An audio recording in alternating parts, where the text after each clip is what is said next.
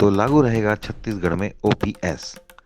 विधानसभा में दिए गए एक प्रश्न के जवाब के बाद फिलहाल छत्तीसगढ़ में पुरानी और नई पेंशन को लेकर चल रही अफवाहों के दौर पर विराम लगता दिख रहा है। आज छत्तीसगढ़ की विधानसभा में वित्त मंत्री ओपी चौधरी ने विधानसभा सदस्य श्री सुशांत शुक्ला के एक प्रश्न के जवाब में बताया कि पीएफआरडीए से एनपीएस के तहत जमा किए गए 19,136 करोड़ राज्य सरकार को वापसी का कोई नियम नहीं है। ये संबंधित कर्मचारी के रिटायरमेंट के बाद कर्मचारी को पीएफआरडीए द्वारा दिया जाएगा। यहाँ सुशांत शुक्ला ने पूछा था कि पुरानी पेंशन लागू करने के तहत एनपीएस की जो राशि वापस आनी थी वह राज्य सरकार कब लाएगी।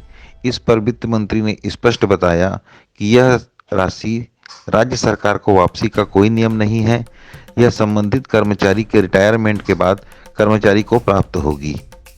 वहीं पुरानी पेंशन के मुद्दे पर भावना बोहरा द्वारा सबसे महत्वपूर्ण प्रश्न किया गया कि क्या सरकार द्वारा आगामी समय में ओल्ड पेंशन बंद कर न्यू पेंशन स्कीम लाने की कोई योजना विचाराधीन है, जिस पर वित्त मंत्री श्री ओपी चौधरी ने स्पष्ट किया कि ऐसा कोई प्रस्ताव फिलहाल राज्य सरकार के पास विचाराधीन नहीं है और जो सिस्टम लागू है वही चल रहा, यानी कि फिलहाल राज्य में ओपीएस ही चल रही है।